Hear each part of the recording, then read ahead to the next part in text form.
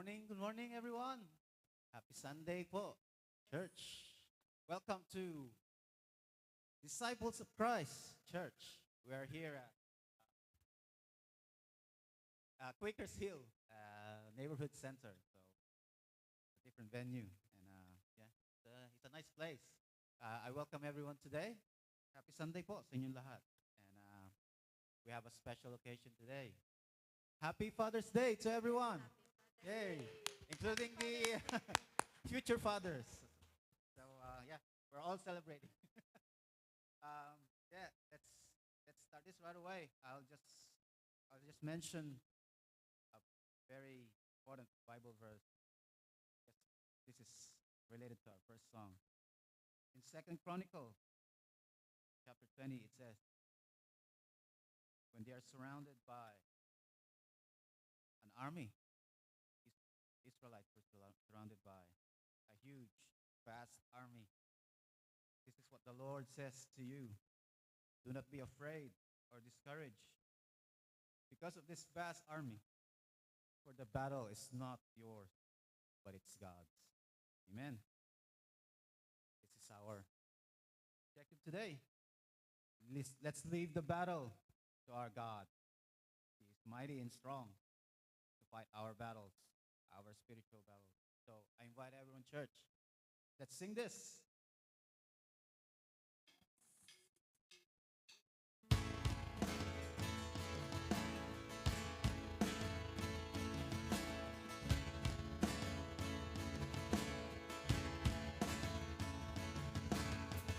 When all I see is the battle, you see my victory.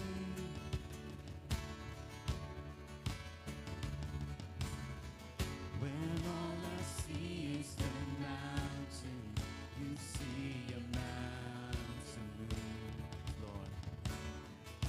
And as I walk through the shadows, your love surrounds me.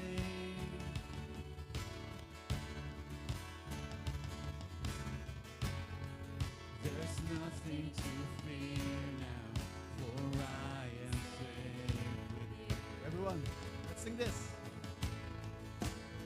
So when I fight, I'll fight on my knees, with my head lifted high. Oh God, the battle belongs to you. And every fear I lay at your feet, I see through the night. Oh God, the battle belongs to you. We believe that, church. And if you are for me, who can be against me?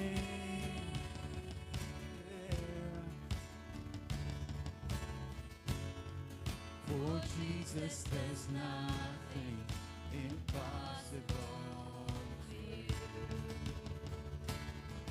When all I see are the ashes, you see the unity. Thank you, God.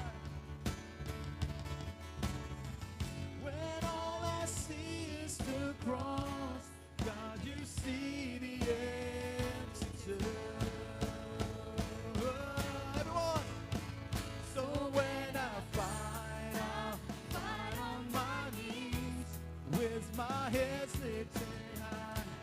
Oh God, the battle belongs to you. And every fear I lay at your feet, I sing through the night. Oh God, the battle belongs to you.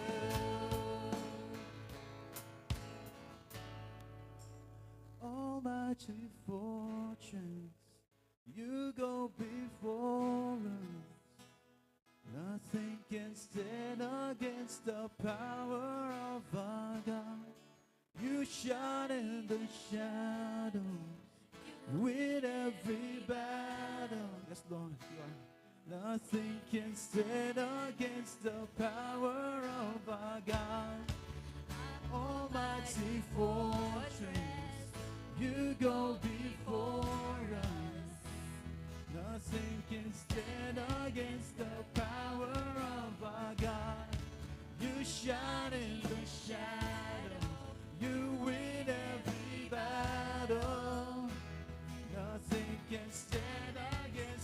One more time, church.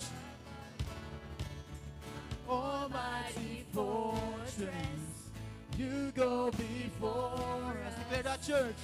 Nothing can stand against the power of our God. You shine in the shadows, you win every battle. Nothing can stand against the power of our God. So when I fight, I'll fight on my knees, with my head lifted high. Oh God, the battle belongs to you. In every fear I lay at your feet, I sing through the night. Oh God, the battle belongs to you. Lord God, the battle belongs to you.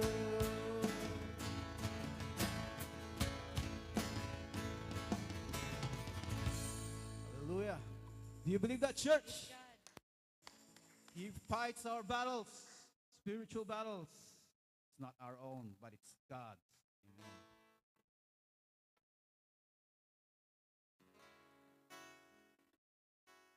We sang that, church, but now let's sing this. The salvation that we receive from the Lord, and the Lord Himself is the anchor. It's the anchor of our faith. We put our trust in Him, church. Let's sing this. I have this hope as an anchor for my soul, to every storm I will hold to you. With endless love, all my fear is swept away. In everything, I will trust in you. Let's declare His church. He's our hope. There is hope in the promise of the cross. You gave everything to save the world you love. And this hope is the anchor for my soul. Our God will stand unshakable.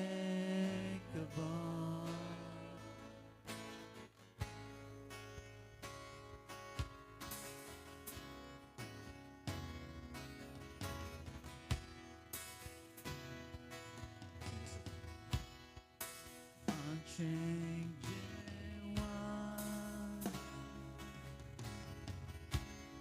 you was and is to come. Your promise sure,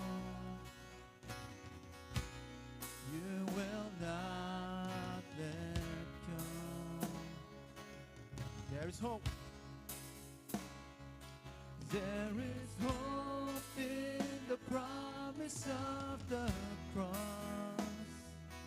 You gave everything to save the world you love. And this hope is the anchor for my soul. Our God will stand unshakable. One more time, church. There is hope in the promise of the cross. You gave everything to save the world you love. And this hope is the anchor for my soul. Our God will stand unshakable.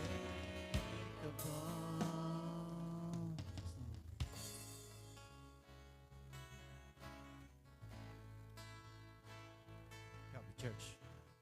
Help me in this. Let's praise His name. Declare His name. Your name is higher. Your name is greater. All my hope is in you. Raise your voices, church. Your word unfailing. Your promise unshaken. All my hope is in you. One more time. Your name is higher. Your name is greater. All my hope is in you. Your word unfailing. Your promise unshaken. All my hope is in you.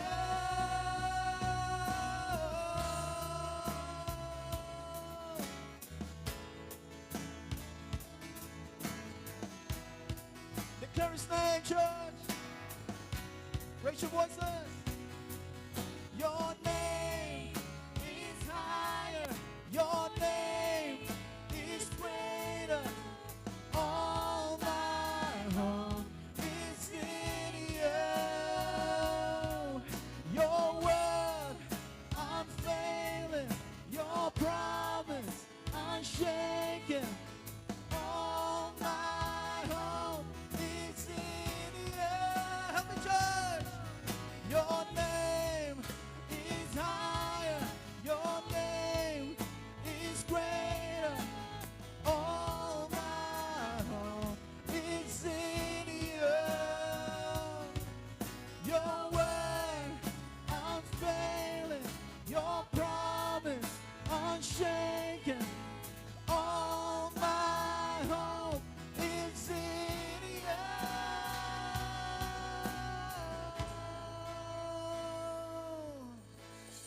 Amen. Hallelujah. Our hope is in you, Lord Jesus. Our salvation. Your name is higher. Your name is greater.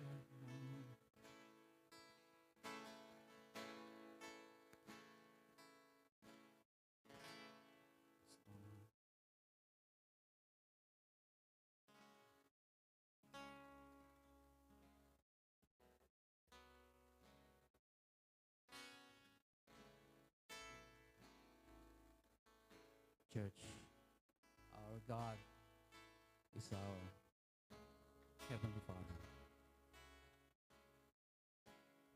Let's be reminded, church, include Him in our celebrations today as we remember God as our faithful Father. We believe in Him as we believe in our Lord Jesus Christ. They are one and true.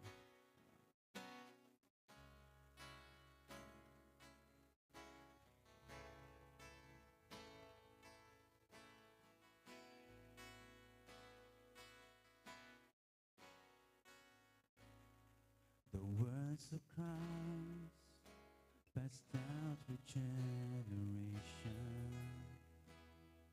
The Son of God teaching us to pray.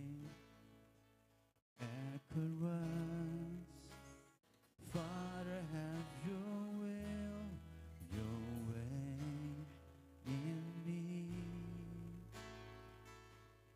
Completely,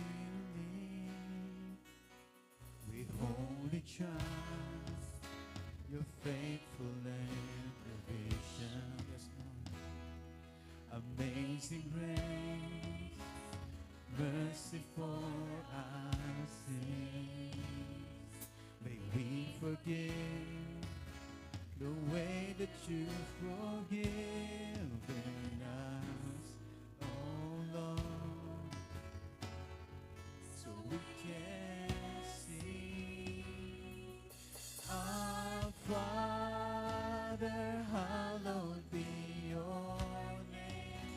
church.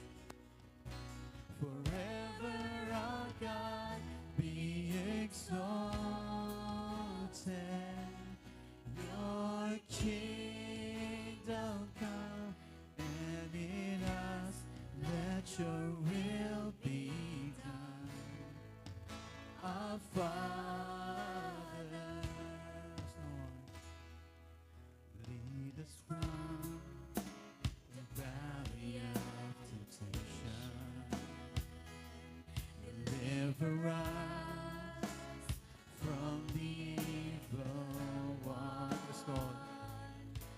Lord, you reign, and here we stand victorious. In your name, together we pray. Let's repeat that, church. Our Father, hallowed be your name. Forever our God be exalted. Your kingdom come, and in us let your will be done. Our Father. Let's repeat that, church. Help us. Our Father, hallowed be your name. Hallowed be your name, Lord. Forever our God be exalted. Your kingdom come, and in us let your will be done. Our Father.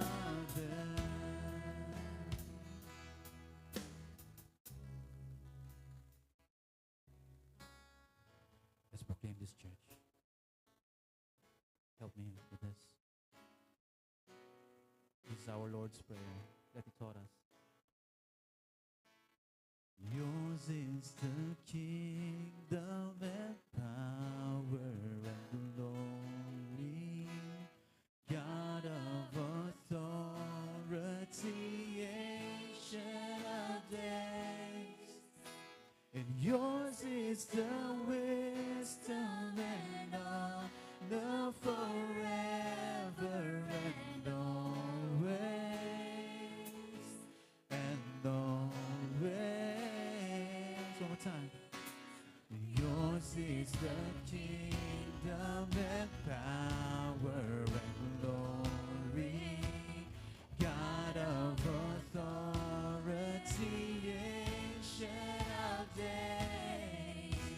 And yours is the wisdom and honor forever and always. We pray, our Father, hallowed be your name. Hallowed be your name, Lord. Forever our God be exalted. Your kingdom come, and in us let your will be done. Our Father. One more time, church. Help me. Our Father, hallowed be your name. Forever our God be exalted. Your kingdom come, and in us let your will be done. Our Father, we pray, our Father, we pray, our Father.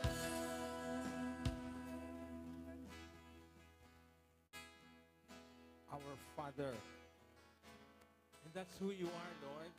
That's why we can come to you any moment, anytime. Lord, maski anong kondisyon ng aming sitwasyon, kami makakalapit sa iyo, Lord. You are our Father. And that's one of the blessed, Lord, blessed position ng mga Kristiyano, mananampalataya, ay yaan ang ibigay mo sa amin. Lord, how beautiful is that we can come to you. You're a Father. We are your children. And because of that, Lord, there is no more hesitation to call on you, Lord. We're completely dependent on you. Umaasa kami, Lord, tinitingin sa iyo sapagkat ikaw ang lahat-lahat sa amin. How beautiful is Lord, that revelation. You are a Father, a Creator, a beautiful God. So once again, church, let's do it one more time. I know you've already worship. Let's declare this morning, today is Father's Day. Let's give unto God the praise and the worship that He deserves. As a Father, He's a Father to you. He's a Father to all of us. Let's do it one more time.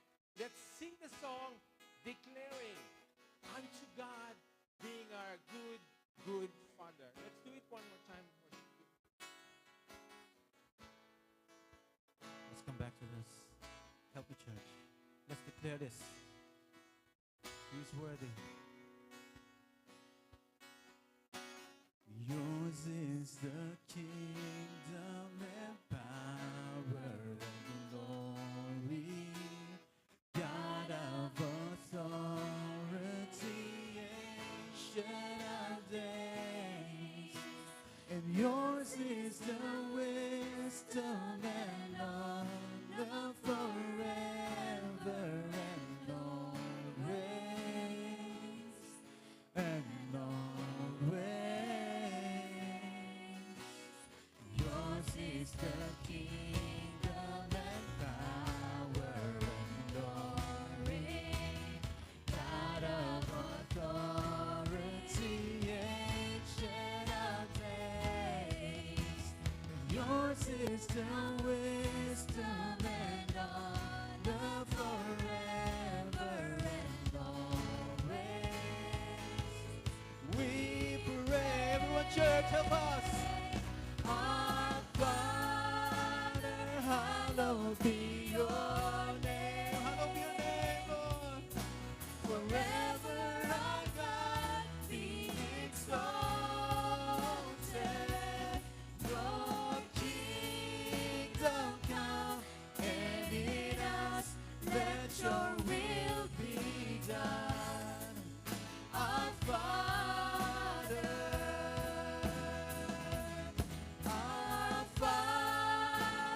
hallowed be your name.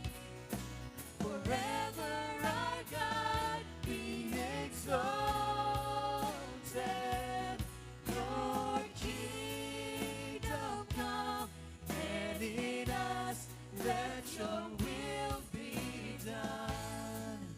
Our Father, Lord, we pray. Our Father, we pray. Our Father.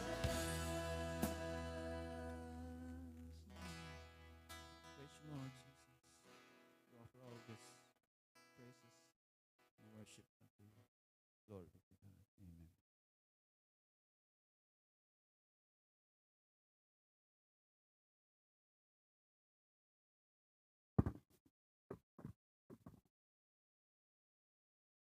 Good morning po sa ating lahat. Ngayon po ay pinagdiriwang natin ang Father's Day.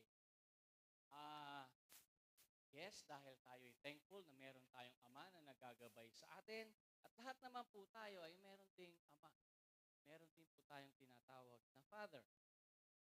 And it's true na ang church natin, we celebrate this kind of celebration. Pero ngayon po ay ang Biblia ay may iniuutos po sa atin na ipagdiriwang din po.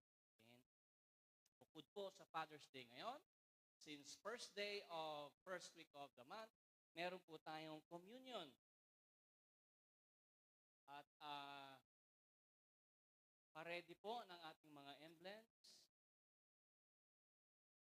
Ngayon, iniuutos po ito sa New Testament na tayo ay sineselebrate natin o commemorate natin ang the death, the life of Jesus Christ, His death, and His resurrection. Ngayon, kung alam po natin kung bakit natin sineselebrate ang Father's Day. Pero sineselebrate din po natin ang Lord's Supper. Bakit po ba natin sineselebrate ang Lord's Supper? Unang-una po is to commemorate the life of Jesus Christ. Alalahanin po natin ang paghirap, sakripisyo, ang pagsunod niya sa ating Ama bilang isang anak. At ganun din po tayo bilang mga anak ang pagsunod natin sa ating Ama. Ginugunit na po yan. Nung gabi pong yon, bago mamatay si Kristo, ay kasama niya ang mga disciples. Nandoon po sila sa second floor, ni-reserve po na yon. Dahil po, ang gabing yun ay sineselebrate nila ang Passover. Ano po ba ang Passover? Passover po, ito ho ay sineselebrate ng mga Israel kung saan dinala sila ng ating Ama, ng Diyos Ama, from the bondage of Egypt, out of the bondage of Egypt, going to Canaan. So every year, sineselebrate po nila ang Passover. At nagkataon po, nung araw po na yon, magkakasama si Kristo at ang kanyang mga disciples, sineselebrate nila. Tayo pong mga Kristiyano sa New Testament, hindi ho natin sineselebrate ang Passover. Kundi, sineselebrate natin ang Lord's Supper nung gabing yon. Ang nagse-celebrate po ng Passover ay mga Jew, mga Hudyo. Kasi sila po yung deliver ng Diyos Ama from the Egypt to Canaan. And then sa New Testament, si Kristo inuutos sa atin na alalahanin natin ang Lord's Supper. Now, bakit po? Una, to commemorate. Ito po ay iniuutos niya para ho maalala natin ang sakripisyo niya, ang kanyang buhay, ang kanyang pagkay at paghihirap po sa cross at para po iligtas ang kasalanan ng pangkatauhan. Ngayon po, ito rin po ay isang dahilan para i-anticipate po natin ang pagdating niya pong muli. Sabi po ni Kristo, gawin po natin to hanggat magagawa natin. Sa DOCC, ginagawa po natin to once a month. Pero as often as we can, dapat po i-celebrate po natin. So, to anticipate the coming of Jesus Christ, mababasa po natin sa book of Matthew ang sabi ni Kristo, I will not drink from this fruit of the vine from now on until that day when I drink it new with you in the Father's kingdom. Ibig sabihin niya po rito, meron pong banquet na mangyayari. So habang ginagawa po natin ang Lord's Supper, makain po tayo, umiinom po tayo, ginagawa po natin to once a month, ito po ay anticipation ng pagdating ni Kristo balang araw. At isi-celebrate po natin muli ito, kasama na po siya, anticipation po yan ng kanyang pagbabalik at mangyayari po yan sa wedding ng church at Kristo. Mangyayari po yan sa second coming niya. Ngayon, sineselebrate din po natin ang Lord's Supper dahil po ito ay iniutos ni Kristo upang tayo'y mag-gathering ng mga kapatiran. Ito po ay participation natin sa bawat isa dahil tayo ay Kristo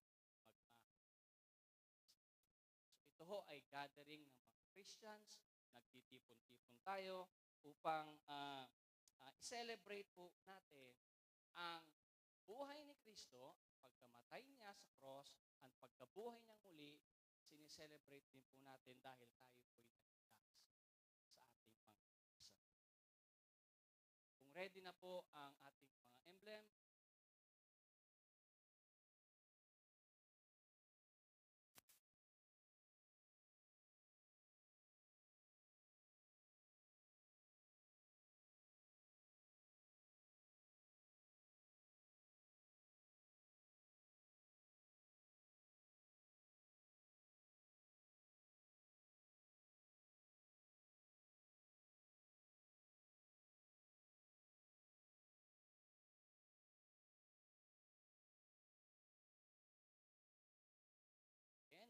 pong yon, nagtipon-tipon ang mga disciples at si Kristo at sineselebrate nila ang coming Passover. Sineselebrate po nila dahil sila ho ay mga Jew. Celebration because niligtas sila ng sa Egypt going yan. Tayo naman po ay inutusan ni Kristo na i-celebrate the Lord's Supper sa New Testament command para po alalahanin ang sakripisyo at pagkamatay ni Kristo sa cross upang nasa pagkaisa. And I will read from the book of Corinthians. For I have received of the Lord that which also I delivered unto you, that the Lord Jesus, the same night in which he had betrayed, took bread, and when he had given thanks, he brake it, and said, Take it, this is my body, which is broken for you. This do in remembrance. Take bread.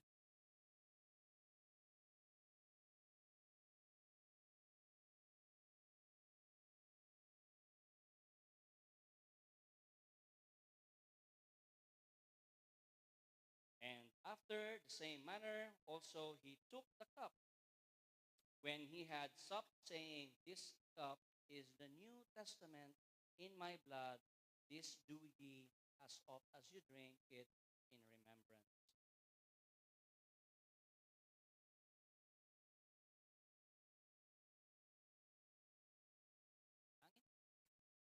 Panginoong Diyos, muli salamat po sa lahat ito.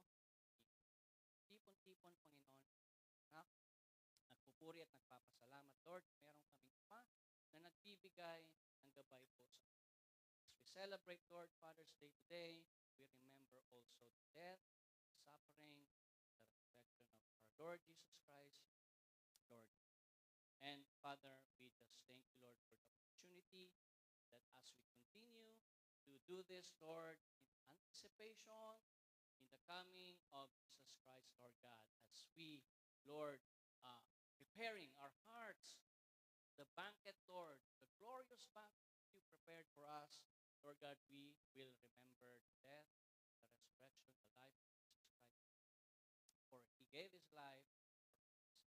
Lord, again, thank you for this fellowship, gathering. We are here. And Lord, pray for Pastor Noel that you give him the strength, the courage, and, Lord, the wisdom to share your word today. As we celebrate the gathering, Lord God. And again, Lord, thank you. This we pray in the mighty name of our Lord Jesus Christ, our Savior.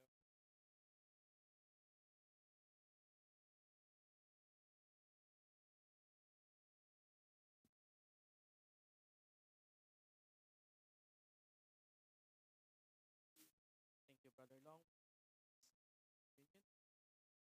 Once again, magandang umaga po sa lahat. Welcome po sa DOCC and happy Father's Day. To those who are watching online, we are having our service here. We are live Facebook. And once again, we'd like to thank God, one through most gracious Father, na tayo lahat ngayon ay natin muli bigay pugay, makinig ng salita, at manalangin bilang isang simbahan. First, I would like to greet our visitors for today. Kay Brother Abe. Kuya, welcome po sa DOCC. At po sa aking butihing ina na si Nanay Nenet. Welcome po. Thank you, Lord, for your traveling mercies sa kanilang biyahe papunta dito. At sa aming mga kapatid na nasa Canberra, from Canberra, thank you rin po for coming. Hope to see you again next fortnight. And sa inyo din mga kabataan, thank you. It's always a delight to see you here, worshiping with you. And if you have your Bibles with you, please open to the chapter of 1 John for our word today. And we are continuing at chapter 4 of 1 John. I'll be reading from NIV, and we will start with verse 7. 1 John chapter 4, verses 7 to 12.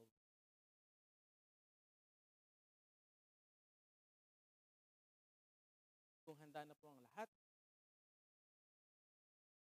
1 John chapter 4, verse 7. Dear friends, let us love one another, for love comes from God. Everyone who loves has been born of God and knows God. Whoever does not love does not know God, because God is love. This is how God showed his love among us. He sent his one and only Son into the world that we might live through him. This is love. Not that we love God, but that he loved us and sent his Son as an atoning sacrifice for our sins. Dear friends, since God so loved us, we also ought to love one another. No one has ever seen God, but if we love one another, God lives in us, and his love is made complete in us. Thank you, Lord, for your word. All glory belongs to you. Once again, in behalf of the OCC, kami po ay nagpapasalamat sa inyong continuous, generous giving sa ating simbahan. As you can see, unti-unti po natin nakikita ang improvements. We now have walls around us. Starting from no walls, now we have walls. And yeah, would like to remind everyone na your generous giving is used for the furtherance of his kingdom. And there are all three ways to give. There's a physical box here in this church. If you want to give your physical gifts, fruits of labors, or you can use the app called Tightly. To those who are watching online, you can use the app called Tightly and select the OCC as the recipient church, or you can do bank transfer with the bank details shown on the screens right now. And while you are doing that, please, mga kapatid, stand up and greet each other good morning.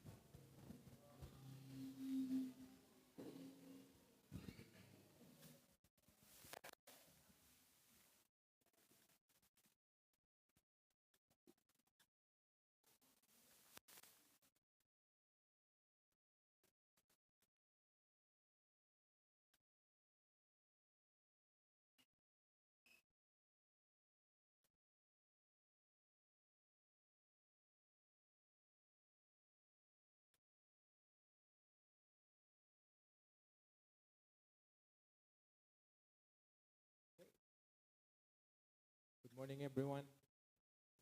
Okay, bago tayo mag-celebrate ng Father's Day, let's share the Word. Meron ako importanteng question. I have a question for everyone. If you can raise your hand, if you're willing.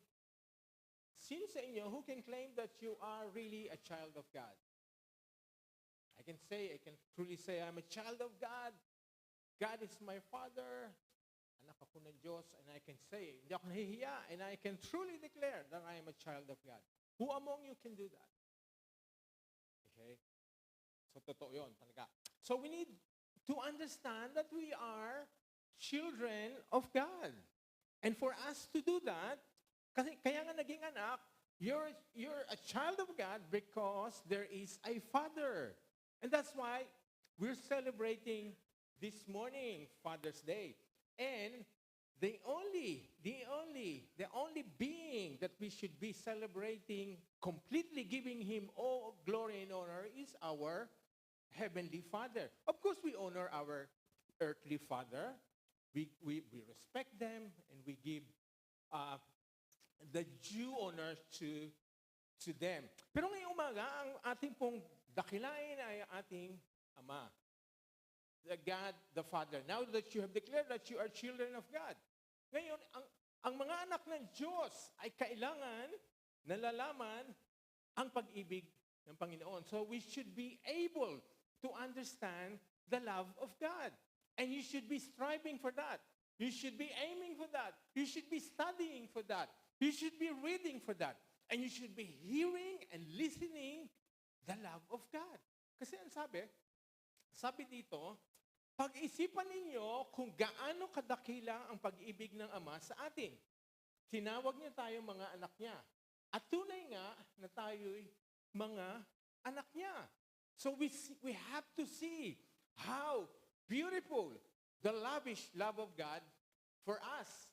Okay? He is a Father. Okay? Dinadakila natin siya. At dahil sa pag-ibig niya, because of His love for us, we can now call ourselves children of God. Tinawag niya tayo mga anak niya. At tunay nga na tayo'y mga anak niya. Ang sabi ngayon. Now, the question is, how can we become children of God? Ngayon, ang dapat nating malaman, so sabi dito ng Scripture, dapat makita mo, maramdaman mo, malaman mo ang pag-ibig ng Diyos. Ngayon, ano naman ang pag-ibig ng Diyos? How can we describe the love of God? Ngayon, ang sabi dito, ipinakita ng Diyos ang kanyang pag-ibig sa atin nang isinugo niya ang kanyang kaisang-isang anak dito sa mundo upang sa pamamagitan niya ay magkaroon tayo ng buhay na walang hanggan. So that's how God displayed His love for you and for me. He sent His only Son to die for us upang magkaroon tayo ng buhay na walang hanggan. Now, all of us are asking, desiring, waiting, what is really love according to the Scripture? Ano ba talagang sinasabi ng Bible tungkol sa pag-ibig? Ngayon dito natin malalaman, ano talaga ang pag-ibig described by God? Ito po, verse 10. And sabi, ito ang tunay na pag-ibig. Daw, hindi tayong umibig sa Diyos, kundi siya ang umibig sa atin. That's how we should be describing God's love. It is not who loved Him first, it is God who loved us first. Siya ang nauna. Siya ang nauna sa atin. Hindi tayo ang umibig sa Diyos, kundi siya ang umibig sa atin. At sinugo niya ang kanyang anak upang akuin ang ating mga kasalanan para sa kapatawaran natin.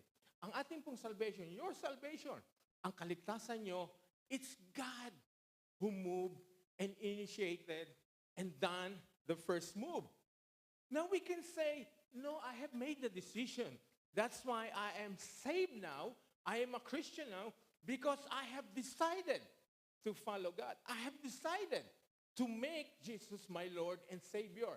Ngayon dito sinasabi natin, sinasabi ngayon dito, according to the Scripture, hindi ikaw ang nauna. Ang Diyos ang unang umibig sa atin. Siyang umibig sa atin at sinugo niya ang kanyang anak upang akuin ang ating mga kasalanan para sa ating kapatawaran. Okay? Ulitin po natin.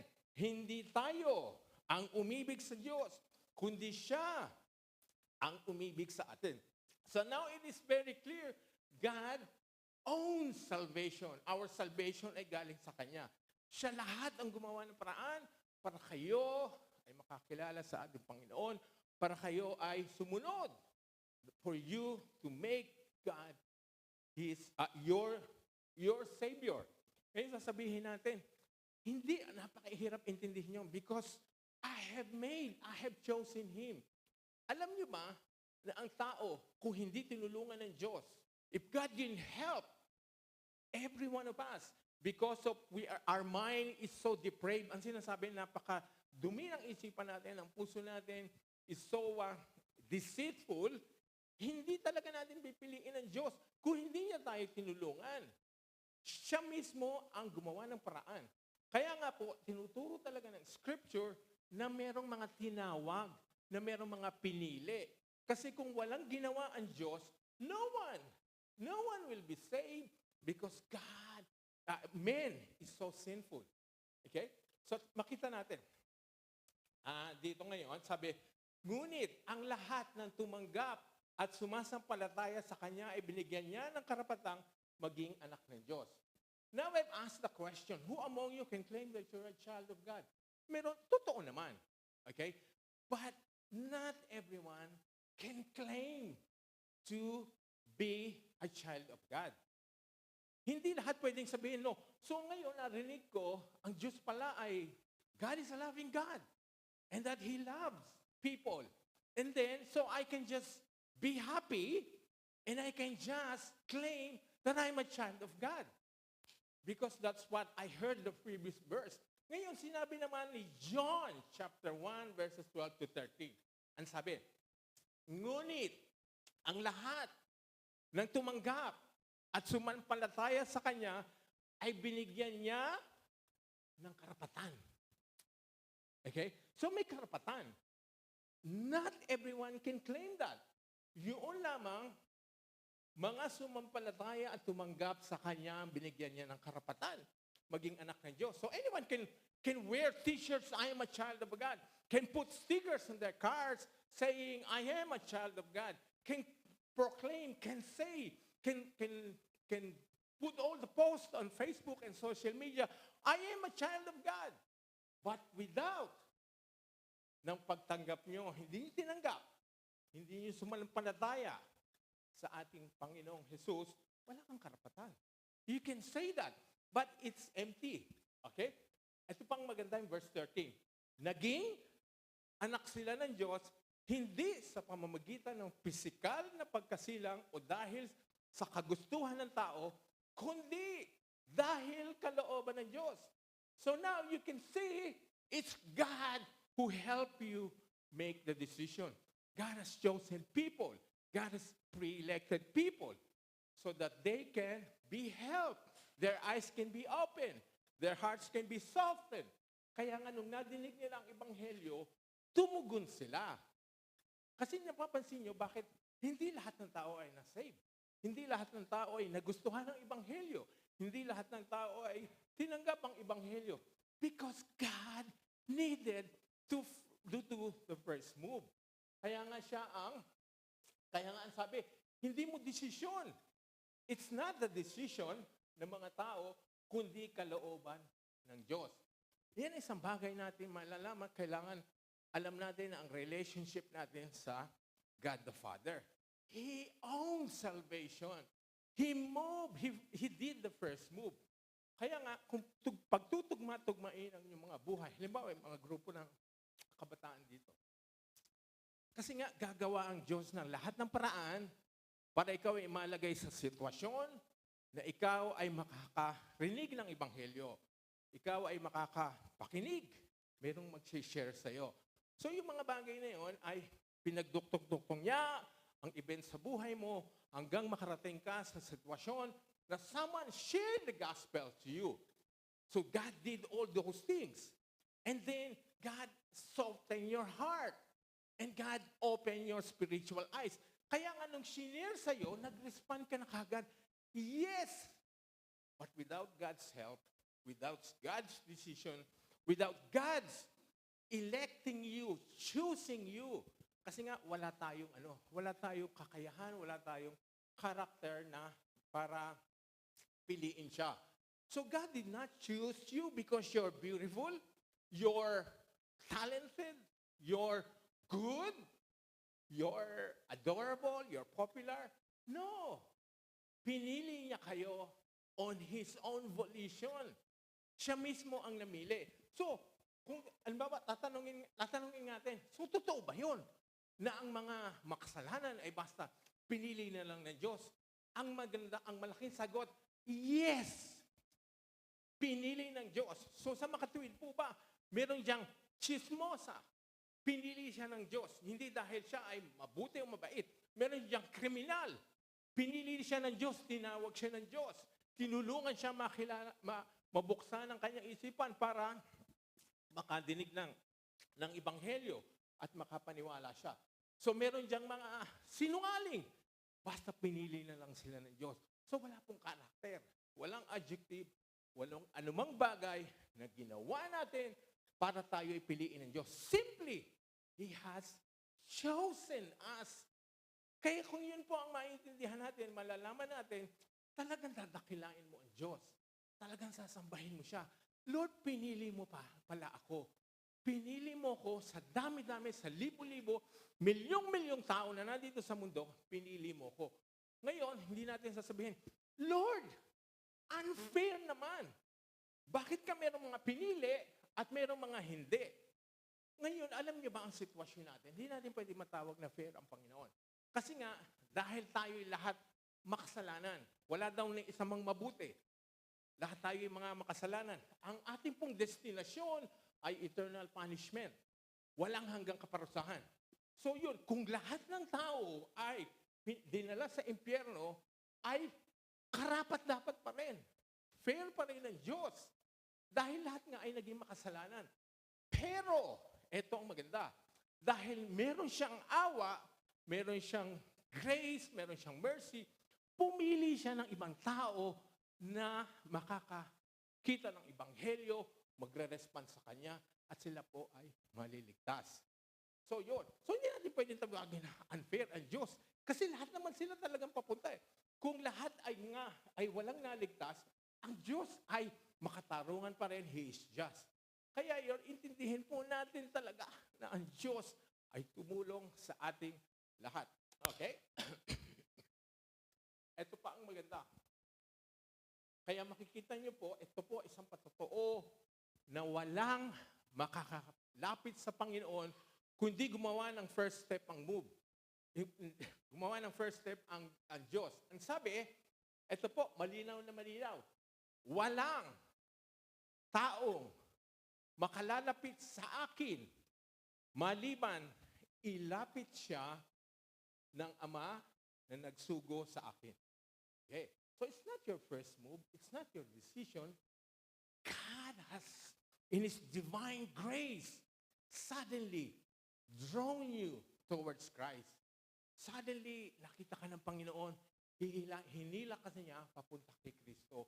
Kaya ka nakalapit kay Kristo. Yung paghila ng Panginoon sa iyo, God did everything. He provided people who would proclaim message to you. He provided opportunities. He provided ways para ikaw ay makalapit kay Kristo. Kaya nga, hindi mo mapagmamalaki, Kristiyano ako kasi I have chosen Jesus Christ. Ginawa ko siyang Panginoon.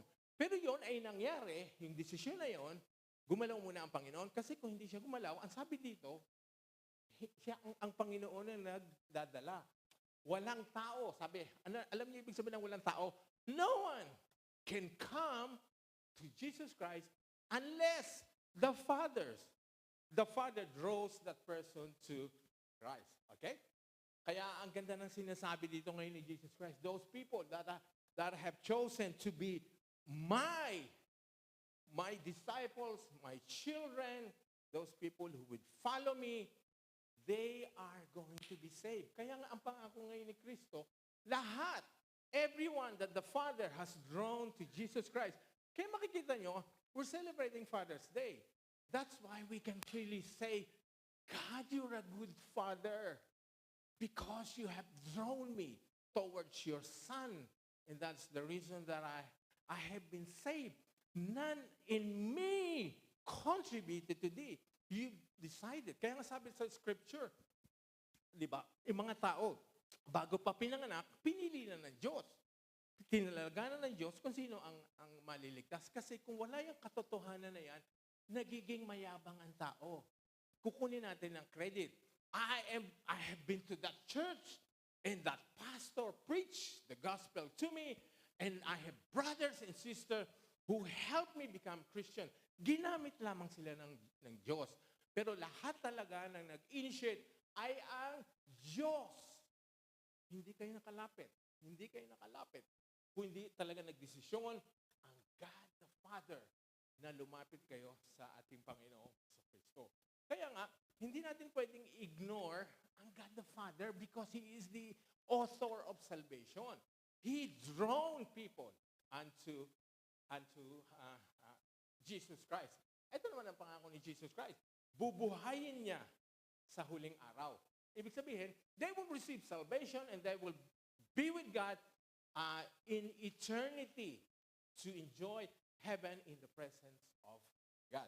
Ngayon, ito naman po. Noon, ang sabi, hinayaan lang ng Diyos ang mga tao na sumunod sa gusto nila. Ngayon, ang Diyos ngayon ay binigyan tayo ng grasya. Meron tinatawag kasi, ang grasya ng Panginoon can be manifested in two ways. Dalawang paraan, dalawang ways na ang grasya ng Diyos ay maramdaman ng tao. There are two groups of people who can be recipient of God's grace. There's only one grace. Hindi natin pwedeng ipangaral na maraming grasya ang Panginoon. So meron tinatawag na common grace. That is one way of manifesting the grace of God. And there is saving grace. Yung mga tumanggap sa ating Panginoon, sorry, naramdaman nila ang saving grace ng Panginoon. Tinulungan sila, binuksan ang kanilang mata. Ngayon, lahat tayo ngayon may tinatawag na common grace o yung grasyang pangkalahatan. Lahat tayo experience God's common grace. Whether that person is believers or not, everyone, lahat daw po ay nakakatikim ng grasyang pangkalahatan. Okay? Tignan po natin ang sinasabi ng Acts 14:16-17. Ngunit, hindi nagkulang ang Diyos sa pagpapakilala ng kanyang sarili sa mga tao sa pamamagitan ng kanyang mabubuting gawa. So, this Acts is talking about the common grace of God. Ang common grace of God ay ang biyayang mararamdaman ng lahat ng tao, whether believers or not, makasalanan o hindi, Kristiyano o hindi. Everyone will experience the common grace of God o yung pangkalatang biyaya. Okay? Bakit? Paano natin, in what way? Ito ang sinasabi po, binibigyan niya kayo ng ulan at mga ani sa takdang panahon. Masaganang pagkain ang binibigay niya sa inyo, pati ang kagalakan ng mga puso ninyo. Okay? Hindi ba nakikita niyo na, pag umuulan ba, umuulan lang dun sa dako ng mga Kristiyano? Pag sumisikat ba ang araw, ay doon lang sa dako ng mga mananampalataya? Pag umulan po at pag umaraw, lahat ay napipiyayaan. Whether nagsisimba ka o hindi, whether naniniwala ka sa Diyos o hindi, whether sumusunod ka sa Kanya o hindi. Yun ang tinatawag na common grace. Merong biyaya ang Panginoon na pinapatikim sa lahat ng tao. That's how good our God is, our God the Father. Kaya nga, masaganang pagkain ang nadudulot nun. At ang mga kagalakan sa puso, God allows people, even there are unbelievers, to enjoy life. Kaya makita mo, nung sinumpa si Eva at si Adan, namatay sila spiritually, pero nanatili silang buhay ng ilang taon at nanganak, nagkaroon ng mga anak. So God allowed people. Kasi nga, kung sasabihin natin, Lord, bakit inaalaw mo pa ang mga masasama dito sa mundong ito? Bakit hindi mo na lang sila lipulin? Kasi mapupunta naman sila sa impyerno. Bakit pa sila nandito? Dahil gusto ng Diyos na ipakita ang kanyang grace. At binibigyan niya ng opportunity ang mga tao na sumampalataya. Kasi nga yung mga makasalanang nabubuhay ngayon, hindi natin alam, pinili sila ng Diyos na later they be able to understand and believe the gospel. So lahat po tayo ay nakakatikim ng kabutihan ng Diyos. Binumudbud ng Diyos ang kanyang kabutihan sa lahat. So, makikita niyo po, maski mga unbelievers ay ginagamit ng Diyos sa kanyang kaharian. Although, hindi sila maliligtas. Kasi nga, ang tanging kaligtasan natin ay maniwala ka kay Kristo. Tignan niyo itong building na to. Okay? So, ginagawa itong simbahan. O, halimbawa talagang simbahan ito, talagang church building ito. Isipin niyo, ang lahat ba ng karpintero, lahat ba ng tubero, lahat ba ng electrician na magtatayo ng church building na ito ay Kristiyano? Hindi. Di ba? Makikita natin, ang Diyos ay gumagamit ng mga tao kahit hindi sila mananampalataya para matikman nila ang grasya at kabutihan ng Diyos. Kaya nga, yung mga taong unbelievers na later on, they will reject Christ, they would not follow God, they will disobey God, they're still enjoying the goodness of this world. Kaya nga, meron pa sila, sumusweldo sila, meron silang good health, kumakain sila, naramdaman nila ang ulan, naramdaman nila ang araw. Yun ang tinatawag na common grace. God the Father is the bestower of common grace. Lahat ibinibigay niya sa atin. Tingnan niyo po itong Bible na to. Okay. Itong Bible na to na binasa natin, naniwala tayo, at ito ang mga daan, paano natin nakilala ang Panginoon? Pero naniniwala ba kayo? Ang mga printing companies na nag-print nito, hindi sila lahat Kristiyano. Hindi sila lahat mananampalataya, pero ginamit sila ng Panginoon. It's ironic. Ang mga nag-print nito na hindi kilala ang Panginoon, hindi kinilala ang Panginoon, nag-print ng Bible na binasa nyo para kayo'y maligtas, nag-publish nito. Kasi hindi naman sila lahat ng Kristiyano. Maski mga Sonderban, yung mga Christian publisher, hindi sila talaga lahat Kristiyano. Ironic. Pinrint nila ang Bible. Pero hindi nila binasa. Hindi nila pinaniwalaan ang loob nito. Tayo ngayon, na bumasa nito, ay nakakilala sa Panginoon, nadinig natin ang salita ng Panginoon. Kaya makikita nyo, lahat ay ginagamit ng Panginoon sa kanyang kaluwalhatian. Common grace. Ito ang dapat tandaan natin. You are recipient. We are all recipient of common grace or yung pangkahalatang biyaya. But common grace will never save a person. Kahit bigyan kayo ng ulan, bigyan kayo ng malaking pagpapala, sweldo, yung magagarang mga ari-arian dito. Pinapahintulot ng Panginoon yun, believers o unbelievers. Pero, darating pa rin ang araw na hindi pa rin sila makakarating sa langit. Kasi ang paraan papunta sa langit ay sa pamagitan pa lamang ni Kristo. Si Kristo. Kung wala siya, ano man ang kondisyon mo, ano man ang natikman mong grasya, ay hindi makakatulong sa iyo. So ngayon, dapat po natin malaman, meron common grace na binibigay ang God the Father, at meron din siyang sinasabi natin yung saving grace o yung biyayang nagliligtas. So God is a good God. Tignan pa natin yung scripture po, Matthew 5:43 to 46. Ito ngayon. So nagbibigay ng biyaya ang Panginoon, pero ngayon gusto niyang gamitin din ng mga Kristiyano, mga tunay na Kristiyano, para i-administer ang kanyang common grace. So we can be a messenger of common grace. Ang sabi dito, narinig ninyo na sinabi nung una, mahalin mo ang iyong kaibigan at kapuotan mo ang iyong kaaway. Tapos sabi ni Jesus Christ, ngunit sinasabi ko sa inyo na mahalin nyo ang inyong mga kaaway at ipanalangin ninyo ang mga umuusig sa inyo. Okay? Kung gagawin ninyo ito, magiging tunay na anak kayo ng inyong amang nasa langit. Ang sabi dito po, kung kayo po ay nagmamahal ng kahit masasamang tao, mga unbelievers, mga kaaway niyo mismo, ang sabi, pag ginawa niyo daw, magiging tunay na anak kayo ng amang nasa langit. Ngayon, hindi mo naman pwedeng magkaroon ng misinterpretation to.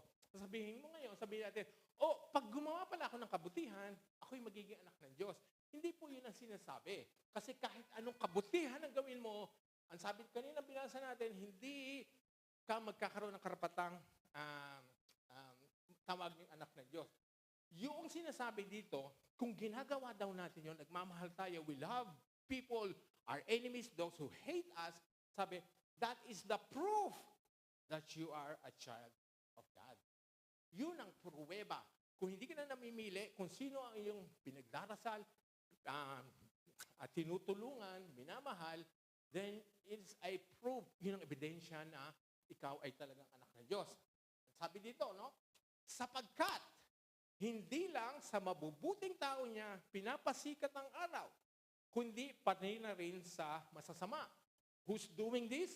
God the Father is allowing the unbelievers, those who would reject Christ, the sinners, to experience the Son. Ang sabi pa, at hindi lang ang matutuwid ang binibigyan niya ng ulan, kundi pati na rin ang mga hindi matuwid. So God the Father extends His common grace sa lahat ng tao. Whether mag-reject ka, later maniwala ka o hindi, na-experience yan. Kaya sinasabi ngayon dito ng scripture, ikaw din dapat ganon. Sabi sa verse 46, kung ang mamahalin lang ninyo ay ang mga nagmamahal sa inyo, anong gantimpala ang matatanggap mo mula sa Diyos? Hindi ba ginagawa na iyan ng mga masasama? So that's what will make us different. Hindi lang natin mamahalin ang mga nagmamahal sa atin, we make it, we extend, we show the evidence that we are children of God. Ang sabi din dun sa Luke 6:35-36, ito ang inyong gawin. Sabi kanina, mahalin mo ang iyong kapwa, kahit mga kaaway mo at pagdasal mo sila. Kaya ang sinasabi ngayon sa atin, mahalin ninyo ang inyong mga kaaway at gumawa kayo ng mabuti sa kanila. So this is a verse instructing you, all of us, Kristiyano na. Okay? Kung magpapahiram kayo ng hindi umaasa ng anumang kabayaran. At malaking gantimpala ang tatanggapin ninyo at makikilala kayo mga anak ng kataas-taasang Diyos. So again, it's directing us, it's telling us how to tell everyone, how to truly express that you are children of God. Do this. Love your enemy, those who hate you, those who persecute you, those that have done wrong against you. Sabi pa dito, sapagkat mabuti siya, again, emphasizing the common grace of God. Ang sabi, sapagkat mabuti siya kahit sa mga taong masama. Ito pa yung matindi. Mabuti daw ang Diyos sa mga taong, kahit sa mga taong masama. At doon sa mga taong walang utang na loob. Ungrateful people. God is good to them. God is extending common grace. Okay? So, maging maawain kayo tulad ng inyong Ama. So again, it's encouraging all of us to imitate God the Father in extending common grace. Kasi nga, hindi naman tayo pwede mag-extend ng saving grace. It's only God who will do that. So, God's common grace can be administered by you and me. Okay? Ang sabi ngayon, kayong mga magulang, kung ang anak ninyo ay humingi ng tinapay, paano nauusog?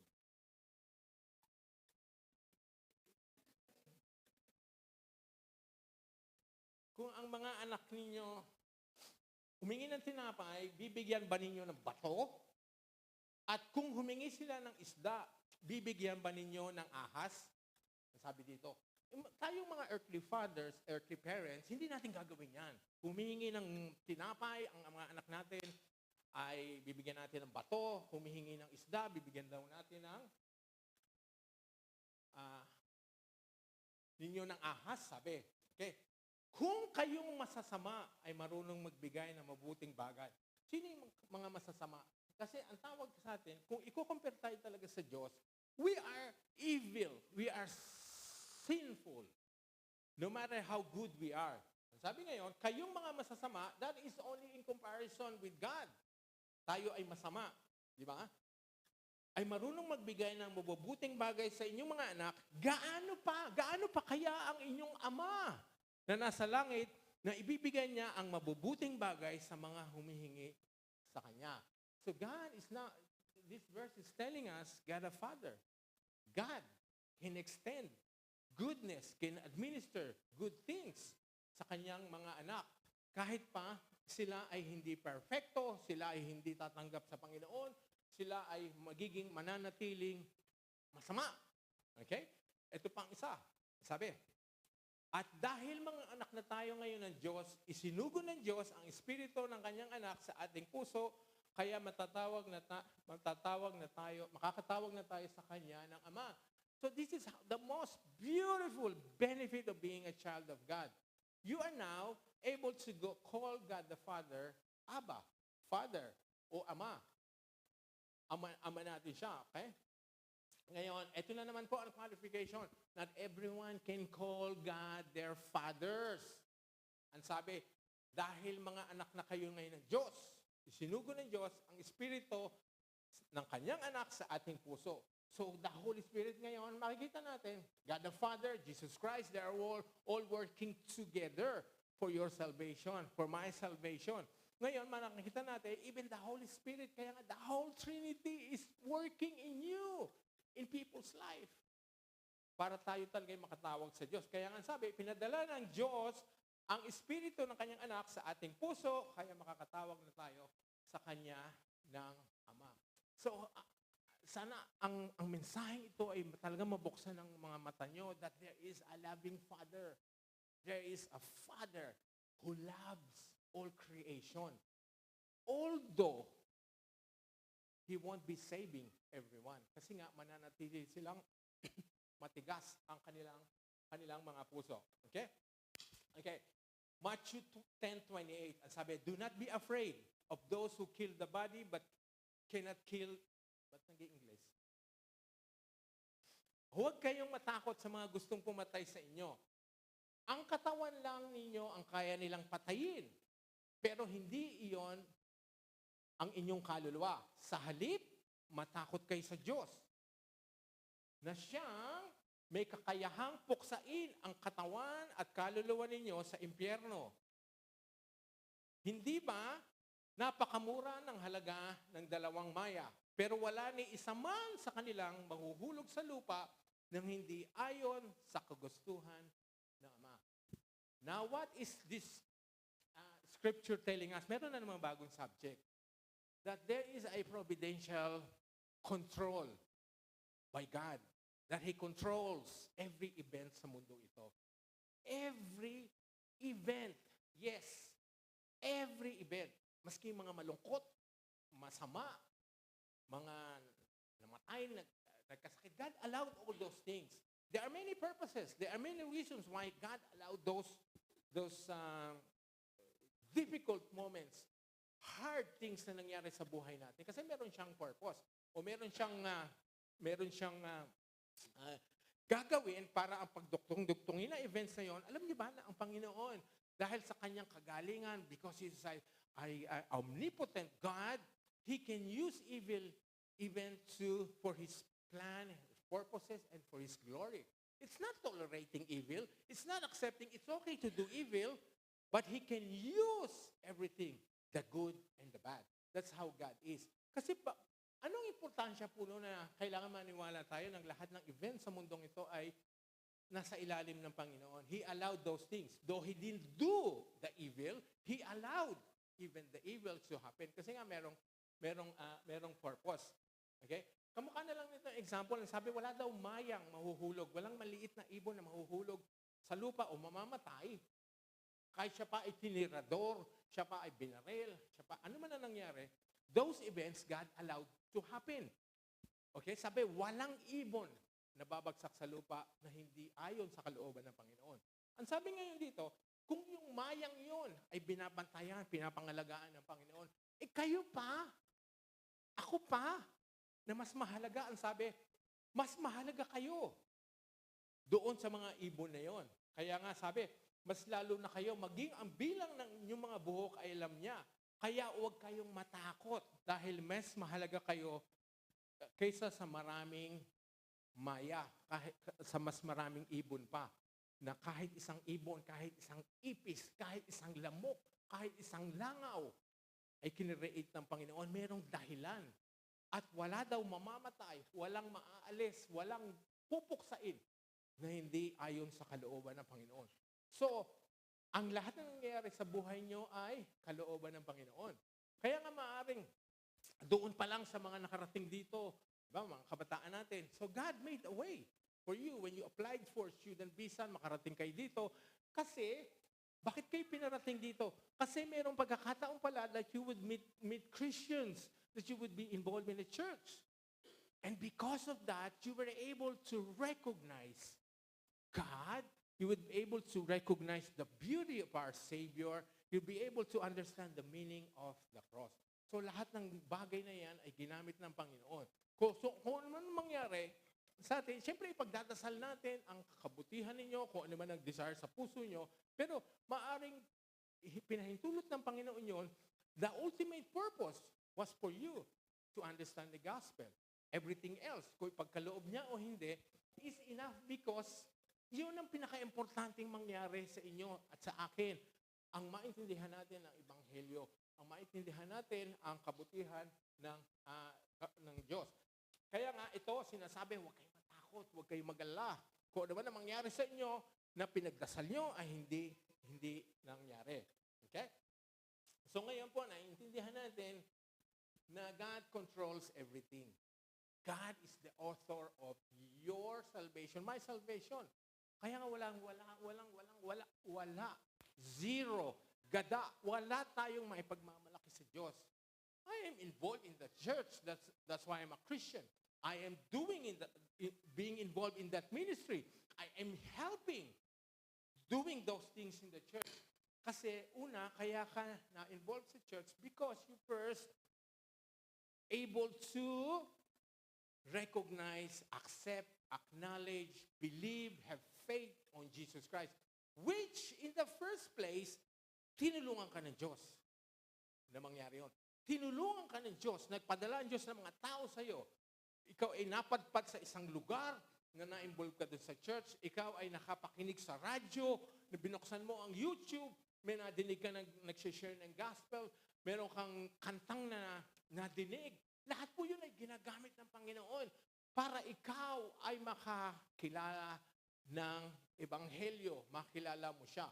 Kaya wala talaga tayong makapagmamalaki. Kaya ang Kristiyano po is forever, ever grateful to God. Never be grateful to church. Never be grateful to your pastor. Never be grateful to your church leaders. It's God, the Father. Ginamit lamang silang lahat. Kaya nga ang ating pong loyalty, ang ating pong pagtingin, ang pagsunod, ang ating Panginoon lang. Lahat yan ay ginamit lang tayo mga instrumento. So, can you see now the beauty, the grandeur, yung kagalingan ng ating God the Father? He's so good. Ngayon, malalaman niyo po, kahit po yung mga loved ones niyo, mga families niyo na hindi sila nakapakinig pa ng Ebanghelyo ngayon, but they are already receiving the common grace. Maybe they are already also in the plan of God that one day they will hear the gospel. God will open their eyes, spiritual eyes, soften their hearts, and they will positively respond to the gospel. So we can never question God. We can never say God is unfair. Kung naging unfair lang ang Panginoon, wala tayo lahat dito. Di ba? Kung halimbawa lahat kayo ay mamaya ay uuwi na tayo kasi tapos na ang service, uuwi na kayo.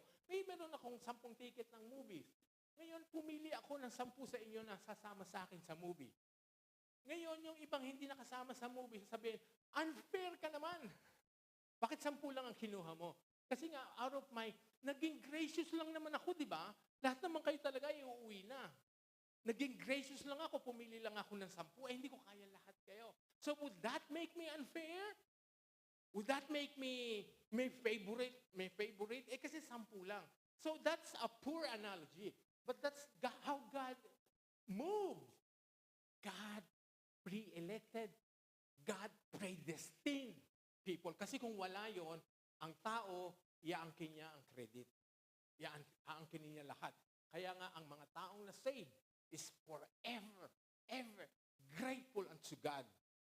Because He did all the move, all the sustaining, all the everything sa ating buhay. Kaya wag natin aksahin po ang pagiging Kristiyano natin. Tawagin natin ang worship team so that we can close the service and continue proclaiming God the Father. We thank you, Lord.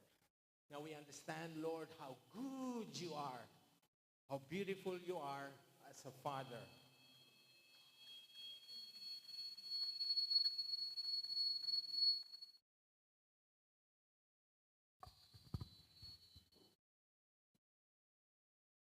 You are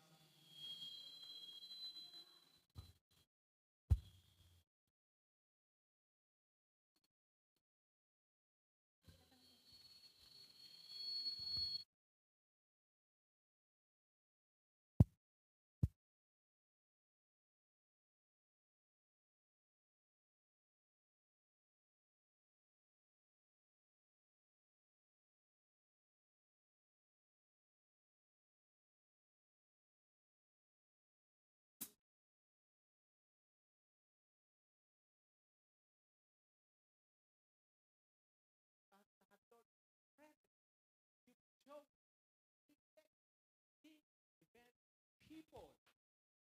Lord, all we can say is how great, how beautiful our God is.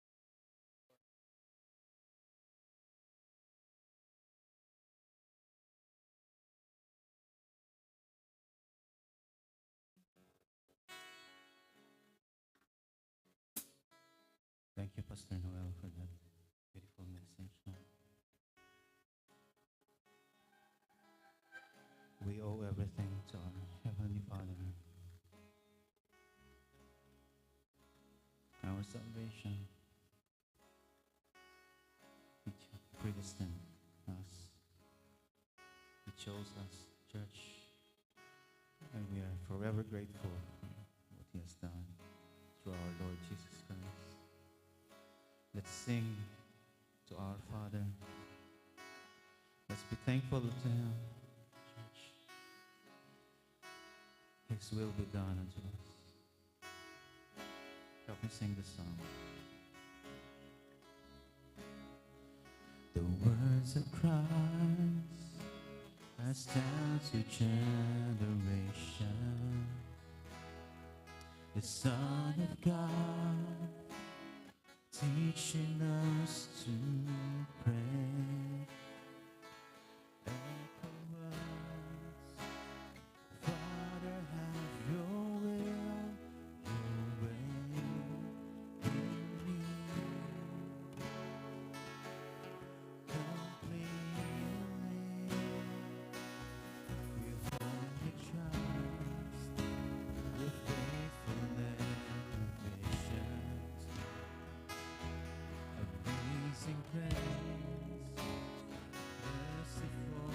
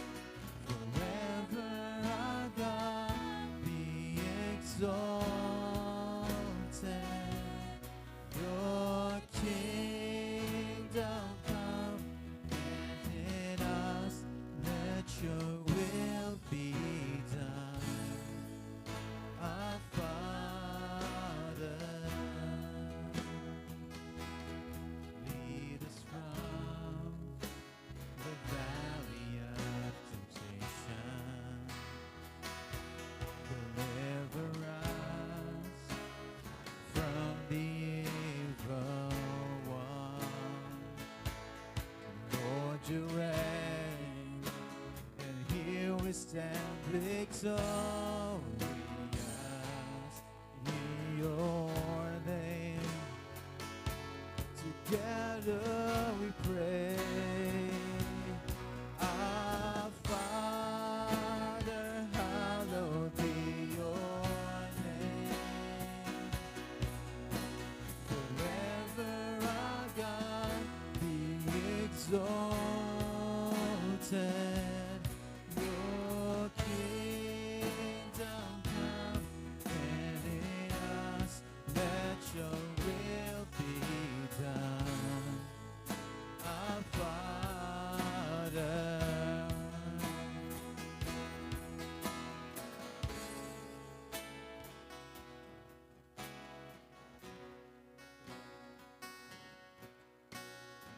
Thank you, Lord. Lord, truly you are our Father. Thank you for speaking into our hearts, Lord, proclaiming, declaring, giving us the truth. You are a good, good Father. Because of that, oh Lord, we can have the assurance that what you have promised, what you have asked us to do, it will bring glory unto you. And it will be, Lord, cause people to be saved. Your desire is for people to be saved. But not everyone desire to be saved. How good you are. Despite that, Lord, nananatili kang good over us. Nananatili kang a wonderful Father. So today, Lord, as we celebrate Father's Day, may we remember you as God the Father, as God who delivers people from perils, who delivers people from storms, who delivers people from all the difficulties of life. If we will keep trusting you, if we will hold on to Jesus, if we will look unto you, the author and perfecter of our faith. Thank you, Lord, that through you we can have, Lord, a hope, an eternity that we will be spending with you. And Lord, it's our prayer, continue to use us, Lord, so that we can go out there and tell people that there is a God who saves, a God who wants people to experience His love. So thank you, Lord, that today, Father's Day, foremost, we give glory and honor unto you as our wonderful, loving Father. At this stage po, I call on all the fathers so that we can pray. And then before we share lunch, let's call on all the fathers, those who have having even father figures sa church na to. So everyone pray for quickly para makapag-share ko ng gospel. Those who are in the music ministry, lapit na po tayo. The Father. Even the visitors, you can join us po. All the fathers. Fathers. Fathers. Dito po tayo. Let's drop the guitar.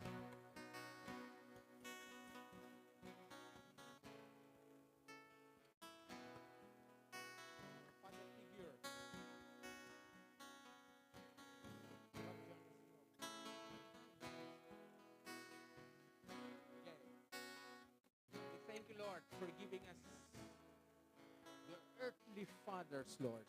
The earthly fathers that through them, Lord, you can bestow your goodness. We can become channels of your blessings. Help us, Lord, as fathers that will be able, Lord, to have that fear in you foremost, that will have that hunger for your word, for the truth, that will have that desire to obey you, to trust you. And ito mga ama dito, Lord, help us, Lord, to fulfill our role as good husbands, even, Lord, sons, even friends, fathers po sa mga nasa paligid namin. Through this, O Lord, we can say, we emulate the Father. We emulate the Father who bestows blessings. Gamitin niyo rin kami, Lord, na even those who hate us, Lord, we can extend love. We can pray for them. We can show goodness, O Lord. We can extend all this things. So, Lord, thank you for creating us to be fathers. Lord, help us, Lord, and create in us, Lord, clean hearts, pure hearts that are only attentive to your word, to your voice. May we continue to serve you, Lord, in humility with the purpose. And our purpose, O Lord, is to live according to your will, according to your plans. Help us, Lord, to understand the word. Help us, Lord, to understand the truth from you. Help us, Lord, with the Holy Spirit, that we will continue, Lord, to live humble, pure lives that is giving glory unto you. Help us, Lord, to be obedient unto your word. Help us, Lord, to become models and people that are really giving glory unto you. That we are going out there, becoming light and salt of the earth, not only for our families, Lord, for the people that you send around us. Thank you, Lord, our good Father. We bless you, Lord. We thank you for our lives. In Jesus' name we pray. Amen. Okay. So we share lunch na po, and then before our victory song, let's have the benediction. Let's have the benediction. We share lunch. Our Father, hallowed be your name. Forever our God be exalted. Your kingdom come, and in us let your will be done. Our Father, was that church? Our Father, hallowed be your name. Forever our God be exalted. Your kingdom come, and in us let your will be done. Our Father, we pray. Our Father. Beautiful. Before we end the service, let's proclaim this with conviction. Let's do this together.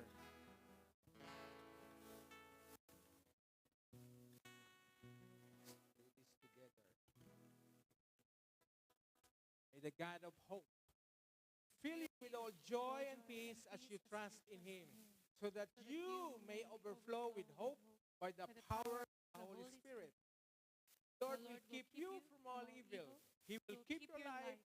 The Lord will keep your going out and your coming in from this time forth and forevermore. May the God of endurance and encouragement grant you to live in such harmony with one another in accord with Christ Jesus, that together you may with one voice glorify the God and Father of our Lord Jesus Christ. Service has ended. Thank you for those who join us. Meron lang po ako nasabihin sa inyo instruction kasi nga kulang na ang oras natin para magawa natin. So, let's set tables. Ito po, instruction na all the fathers will sit on one table together. They will be served. They will be pampered.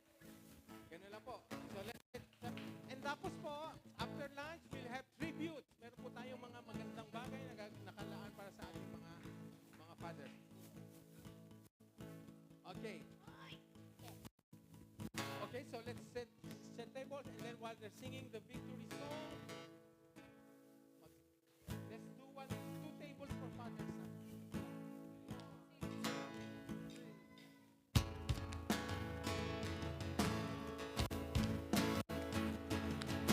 Kids listening today. All right. And all I see is the battle. You see the victory.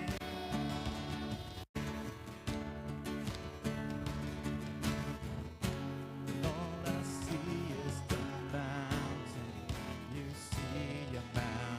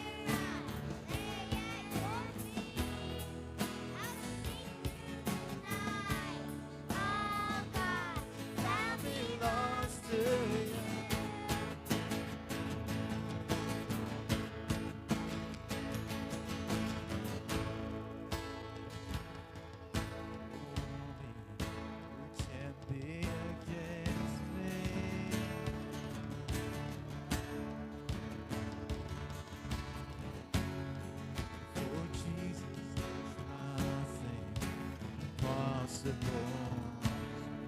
Kids, sing it, kids. When all I see are the ashes, you see the beauty.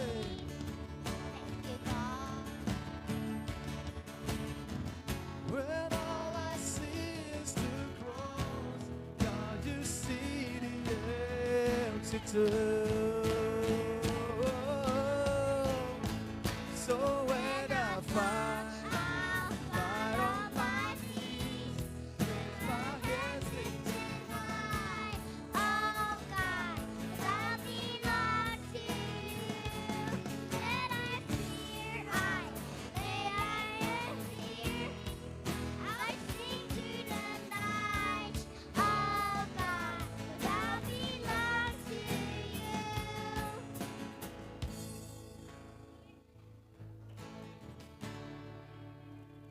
mighty fortress, you go before us. Nothing can stand against the power of our God. You win every battle. Nothing can stand against the power of our God. Almighty fortress, You go before us.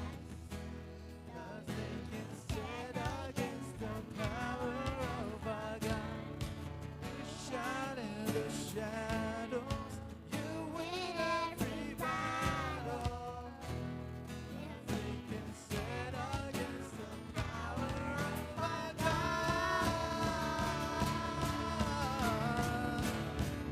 So when I fight, I'll fight on my feet. My hands lifted high. Oh God, that belongs to you. Every fear I lay at your feet. I sing through the night. Oh God, that belongs to you. Oh God, that belongs to you.